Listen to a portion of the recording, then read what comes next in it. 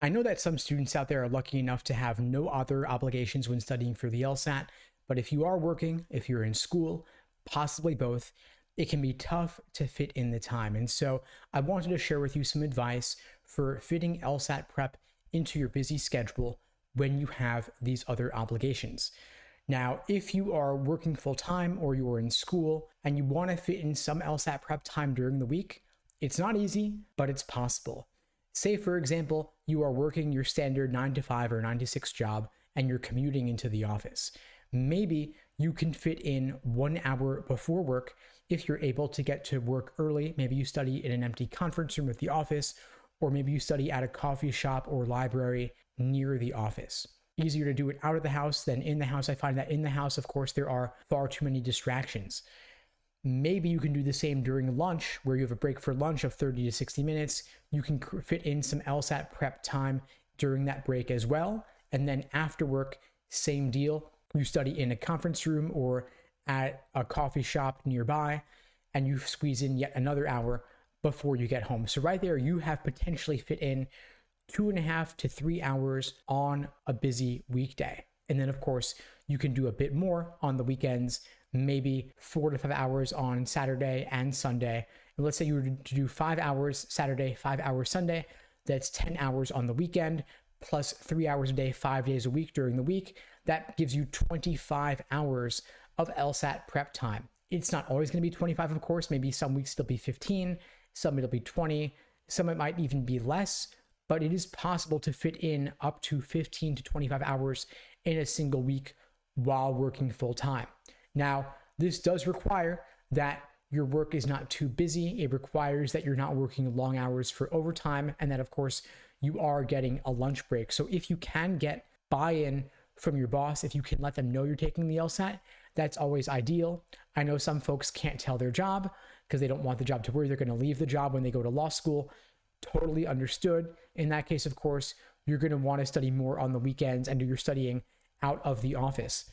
Now, if you are in school, if you're an undergrad or in a master's program, it can be tough to fit in LSAT prep time as well because your academic coursework will always seem more pressing. So for this reason, I recommend that you take a relatively lighter course load during this semester that you're studying for the LSAT. If you can take part-time classes or take the minimum number required, that's ideal, because when you think about it, your LSAT score weighs more heavily than undergrad does in the admissions process, yet it's one single 2.5 hour test, and undergrad is 4+ years of classes combined, yet the LSAT weighs more heavily. So when you look at it from that perspective, it's well worth taking a lighter course load and maybe giving the LSAT the priority slot in your schedule and doing a little bit less of your coursework until after the LSAT.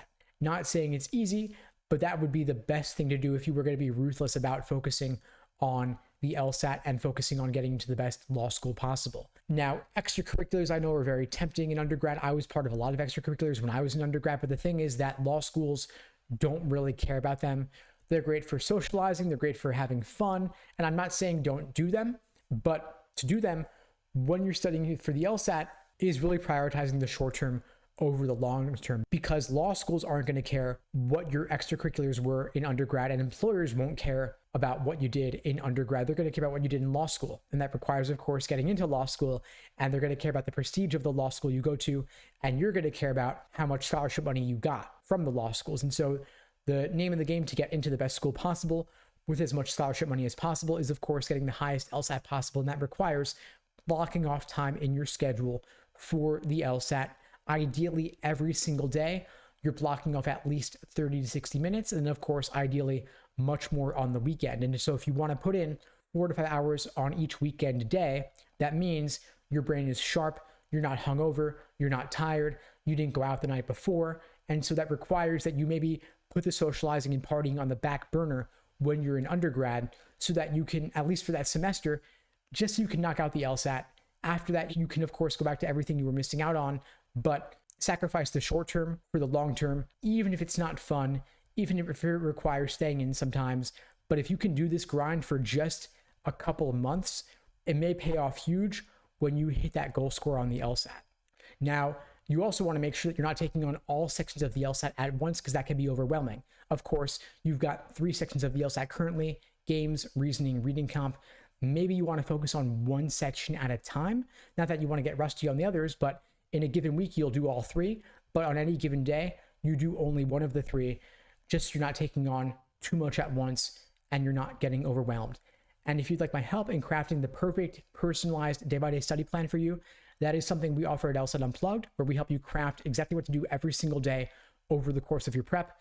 You can check out the links below the video to find out more and to book a call with me and my team. We'd be glad to help you out.